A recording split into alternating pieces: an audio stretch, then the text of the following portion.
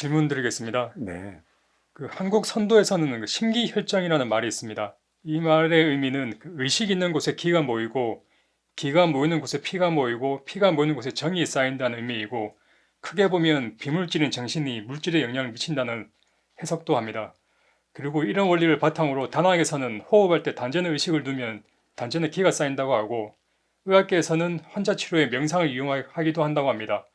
이런 심기혈정의 원리가 실제하는지, 실제한다면 그 원리가 좀 궁금하고, 그런 원리를 가지고 단전에 의식을 집중한 것처럼 어떤 식으로 사용하는 게 올바른 건지 가르침 부탁드립니다. 예, 좋은 질문입니다. 단전에는 모든 기가 모여져 있다 그러죠. 단전에는 누가 있을까요? 인의 기운이 내가 안착이 되어 있어. 그래서 호흡은 단전에서 하는 것이죠. 그래서 단전 호흡을 시작하면 침체되어 있거나 주눅 들어 있는 나의 인기를 그 기운을 불어넣어 주기 위해 단전 호흡을 하는 것입니다. 사람이 죽으면 단전부터 꺼져요. 왜 단전부터 꺼지냐? 우리가 숨이 찰 때 가슴으로 올라왔다가 가슴에서 헐떡이다가 이 숨이 더 차면 목구까지 와요. 목구까지 해서 입으로 넘어오면 숨이 넘어가 나의 육신은 죽은 것이죠. 결국은 뭐야? 나의 기운이 빠져나왔다는 얘기입니다. 숨이 턱까지 찼다라는 것은 자칫 잘못하면 너는 숨이 떨어져 세상을 버릴 수도 있다라는 얘기예요. 단전에 기가 있음으로 인해 갖고 내가 살아가는 법이죠. 우리나라의 모든 수련하는 자체는 단전을 무지 중요시 여겼습니다. 그래서 호흡을 중요시 여겼고, 호흡하기 위해 모 단체에서는 빗바타나 호흡하기도 하는 것이고, 어떤 단체에서는 무념 호흡을 중요시 않고 무념무상에 빠져들기도 하는데, 두 개의 수련을 보면 빗바사나 호흡을 하는 것이나 무념무상에 들어가신 것이나 결국은 어디에 중점을 주냐면 호흡을 중점을 줘요. 내가 호흡을 이룰 정도로 고요해진다면 너는 이미 이 기운의 단전이 살아있는 것이고, 또 빗바사나 호흡에 중점을 두는 것도 나의 기운을 살리기 위한 것에 있다는 것이에요. 이 호흡이 살면 내 육신이 사는 것이에요. 이것도 모든 병의 근원을 막아낼 수 있어요. 정신이 맑아진다 할 수도 있는 것이고. 근데 이것은 내가 어디에서 어떤 인연을 통해 무엇을 공부하느냐에 따라 차원은 달리 나타나는 것이죠. 단전 호흡을 중점으로 해서 너의 건강을 유지해 왔고 정신적 차원까지도 높이로 들었다 하면 너는 죽을 때까지 뭐를 해야 돼요? 단전 호흡을 해야 하는 것입니다. 또 이 육신을 움직이는 기 수련을 통해 너의 건강을 마련을 했다면 죽을 때까지 기 수련을 통해 나의 건강을 유지해 나가야 하는 것이고, 어떤 단체에 가서는 먹는 음식으로 통해 나의 식습관을 조정을 하고 그로 인해 또 자기의 건강을 유지해 나갔다고 하면 죽을 때까지 식습관 해야 돼요. 이 육신은 길들여지는 것입니다. 누가 길들이냐? 내가 길들이는 거예요. 내가 어디에 있어요? 나는 단전에 있어요. 분명히 작용을 합니다. 단전에서 나의 기운이 작용하지 못하면 육신의 이상이 온다라는 얘기고, 정신의 이상이 온다라는 얘기고, 생각의 이상이 온다라는 얘기예요. 그래서 제가 이 법문 중에 이제는 인생 시대에 4가지 병이 있음을 가르쳐 주지 않았습니까? 생각의 병, 육신의 병, 정신의 병, 마음의 병이 있다고 그랬어요.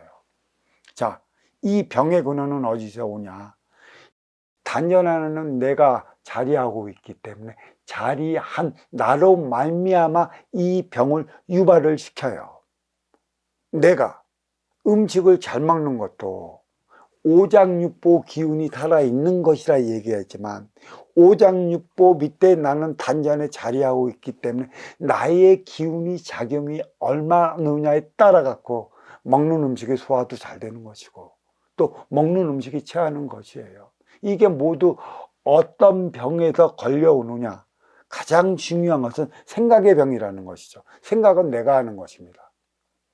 이 내가 하는 생각으로 말미암아 밤에 만리장성도 쌓았다 무눴다, 좋았다 나빴다, 기뻤다 슬펐다 하고 만드는 게 나라는 것이에요. 미리 생각하는. 그로 인해 내 앞에 있는 너와 소통하지 못하면 막혀요. 생각이 막히면 스트레스로 육신의 병이 걸리는 것이죠. 그래서 스트레스, 이 인의 기운이 있기 때문에 육에 전달되는 게 스트레스라는 것입니다. 우리 이제는 인생시대의 공부법은, 저는 앉아서 명상도 안 시키고요, 기체주도 시키지 않고, 말 잘하는 말녀도 시키지 않아요.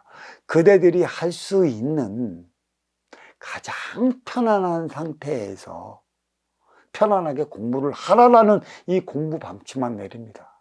근데 문제는, 인간은 항상 미리 생각하고 앞서 나가고 모든 상황을 내 입장에서 흘러가는 삼라만상을 훑어보기 때문에 내 뜻대로 안 되면 내 안에서 화가 일어나는 생각의 병이 걸리게 되어 있어요. 그래서 편히 모신다는 얘기입니다. 편히 쉬라는 이 깊이를 알아야 돼요. 그로 인해 잘못하면 육신이 이상이 오는 것이고, 그로 인해 잘못하면 생각의 병이 걸리는 것이에요. 그게 심하면 마음의 상처를 받아요. 마음이란 끔찍도 하지 않는 것, 너를 위할 때만 쓰이는 것인데, 여기서 마음의 병이란 이미 나의 그러한 행위로 말미암아 앞사람으로부터의 상처를 받았기 때문에 그 상처받은 것을 나는 마음의 병이라 표기를 하는 것이죠. 분명히 있습니다. 하지만 그러한 나의 건강을 위해 내가 그러한 시간을 내면서까지도 이 황금 같은 시간을 소비하지 말라는 얘기죠. 이 생활은, 또 이 기운은 내가 나를 위해 살아가다가 내 뜻대로 안 되면 모든 게 막혀요. 하지만 나는 너의 입장에서 너를 위해 살아가야 하는 것이고, 너와 소통이 된다면 나는 이미 내 안에서 상상을 이뤄내는 것이라, 행의 현장에서 나는 너를 위해 살아간다면 머물러 멈춰질 수도 않고 거기에 묶여 스트레스 받지도 않아요.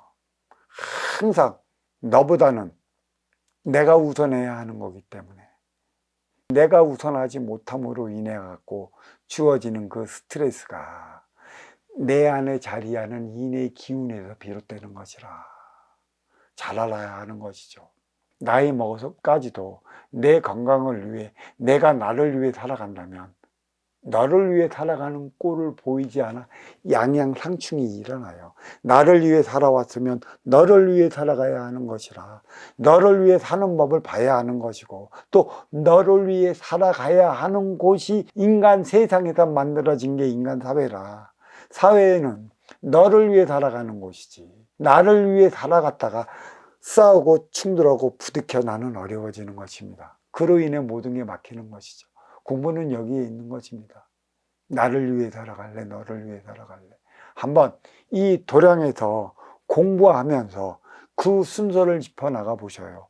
나만을 위해서 나밖에 모르는 삶을 살아간다면 이 도량에서조차 나는 왕따 아닌 왕따가 되기 십상입니다. 하지만 이 공부, 우리 인간의 삶은 내 앞에 오는 너를 위해 삶을 중점으로 살아가고 있기 때문에 너를 위한 행위를 한다면 그는 이미 존경받고요, 그는 이미 인정받고요, 그는 이미 자기 가치적 철학이 바로 쓴 것이라 아무런 문제가 일어나질 않습니다.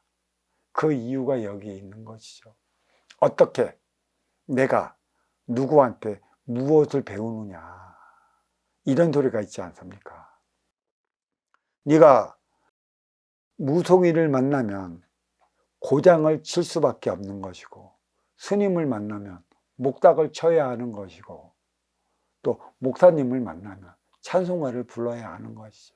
그렇지만 진정으로 삶의 질 않은 이를 만나면 내 앞에 인연을 위해 나의 삶이 비롯된다는 사실을 안다면 너의 어려움에, 너의 한숨에, 너의 고통에 조금이라도 귀 기울여 준다면 나는 그 어떠한 행위를 하질 않아도 어려움이란 주어지지 않는다. 표적을 받지 않는다라는 것이죠.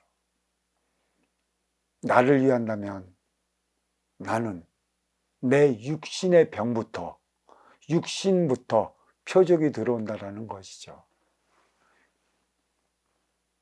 인연을 잘 만나야 한다는 것입니다. 이 질문 여기서 마치도록 하겠습니다.